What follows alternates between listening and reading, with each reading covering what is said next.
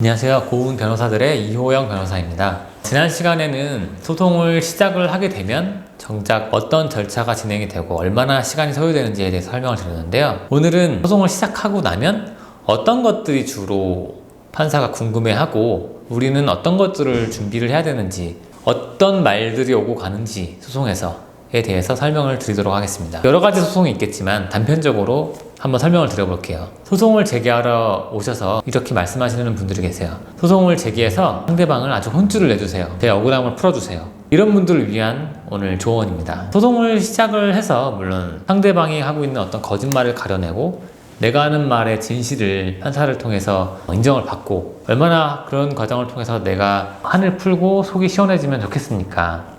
물론 그런 경우도 많이 있겠지만 단순히 내가 너무 억울하고 상대방을 혼쭐을 내주고 싶다라는 심정만으로 소송을 시작하는 분들은 조금 더 이성적으로 소송을 접근을 하셔야 된다는 것을 오늘 알려드리고 싶습니다. 감정적인 만족을 목적으로 소송을 하는 건 한계가 있어요. 그게 아니라 소송을 통해서는 실리를 꼭 찾으셔야 돼요. 실리를 찾는다는 게 도대체 무슨 말이냐? 감정적인 부분은 법원에서 건드리는 영역이 아닙니다. 법원에서는 형평 맞게끔 이 사안을 어떻게 정리를 해야 될지에 대한 고민을 하고 있기 때문에 그 부분에 대해서 초점을 잡으시라는 얘기예요. 물론 민사, 형사, 가사, 행정 재판이 다 다른데 오늘은 한번 민사에서 가장 일반적인 손해배상 청구 소송을 예로 한번 설명을 드려볼게요. 자, 내가 저 인간 때문에 얼마나 큰 손해를 입었는데요. 손해봤으니까 손해를 배상받게 해주세요 라는 게 일반적인 민사 손해배상 소송입니다. 자, 법원은 어떤 거에 관심을 두느냐?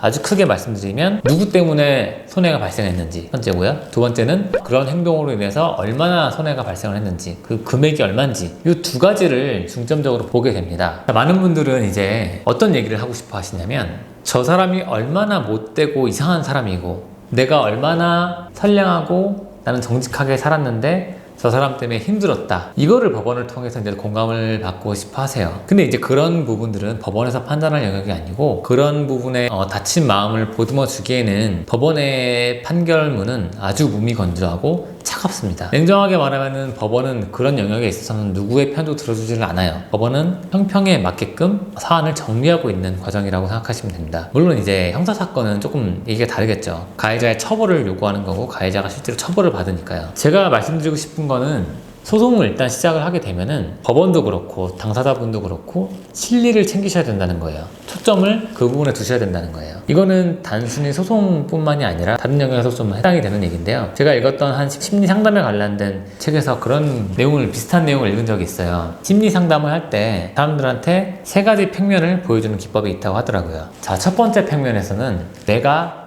얼마나 힘든 사람인지, 내가 얼마나 그동안 힘들고 서러웠을지를 얘기해보라고 한대요. 그리고 그 얘기가 충분히 이루어지고 나면 두 번째 평면을 보여주면서 그러면은 이제는 나를 힘들게 한 사람, 그 사람이 얼마나 나쁜 인간인지, 얼마나 나를 매몰차게 대했고 얼마나 가혹하게 굴었는지를 얘기해보라고 한다고 하더라고요. 그런 얘기를 한참을 하고 나면 자, 마지막으로 세 번째 평면을 이제 제시를 하면서 자, 그러면 앞으로 이제는 어떻게 해야 될지를 얘기해 봅시다 라고 한다고 얘기를 시작을 하면 이 세 번째 평면에 대한 얘기는 정말 생각보다 간단하고 짧게 끝난다는 거예요. 제가 오늘 드리고 싶은 얘기는 법원을 통해서 해결할 수 있는 영역은 이 세 번째 평면이라는 거예요. 지금 벌어진 일을 토대로 앞으로 어떻게 사안을 정리하고 어떻게 손해를 회복을 해야 되고 이것을 정리하는 게 소송이기 때문에 여러분들은 일단 소송을 시작하게 되면 이 세 번째 평면 앞으로 어떻게 법원이 해결을 해줘야 될지에 대해서 초점을 맞추고 변호사와 함께 변론을 준비를 하셔야 된다는 거예요.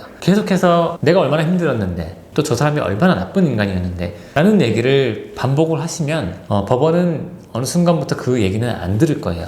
물론 아예 안 듣는 건 아니겠지만 법원이 초점을 두고 있는 부분은 그 부분이 아니기 때문에 일단 소송을 시작하시면 세 번째 평면, 사안을 객관적으로 바라보고 법원에서 이 판결을 어떻게 판결을 내려서 어떻게 정리를 해야 될지에 대해 집중을 하셨으면 한다는 겁니다. 적어도 오늘 제 영상을 보실 분들이라면 앞으로 변호사를 만나서 또 법원에 가서 소송을 하게 된다면 법원이 초점을 두고 있는 영역에 대해서 조금 더 신경을 쓰시고 어떻게 하면 더 많은 소송을 통해서 실리를 내가 얻을 수 있을지, 나의 억울함을 푸는 것도 중요하지만 더 많은 실리를 챙기기 위해서 노력하는 변호사의 조력을 충분히 받으시기를 바라겠고, 그런 노력을 충분히 받으셔서 소송에서 원하는 결과 또 원하는 목적을 달성하셨으면 좋겠습니다. 제 영상이 도움이 되셨으면 좋겠습니다. 감사합니다.